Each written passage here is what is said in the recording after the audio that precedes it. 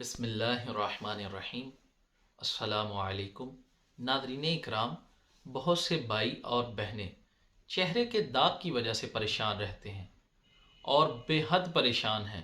کیل مہا اس طرح کی کوئی بھی بیماری اگر آپ کے چہرے پر ہے، پھوڑا پھنسی وغیرہ اگر آپ کے جسم میں بھی کہیں پر ہے، تو آپ کا یہ علاج آپ کے گھر میں ہی موجود ہے۔ گھریلو علاج ہے۔ اللہ تعالیٰ نے آپ کا یہ علاج قدرتی چیزوں میں چھپا رکھا ہے۔ تو آپ نے یہ کرنا کیا ہے، یہ نسخہ صرف سمپل ہے، کوئی مشکل بات نہیں ہے اس میں۔ آپ نے صرف کالی مرچ کا استعمال کرنا ہے۔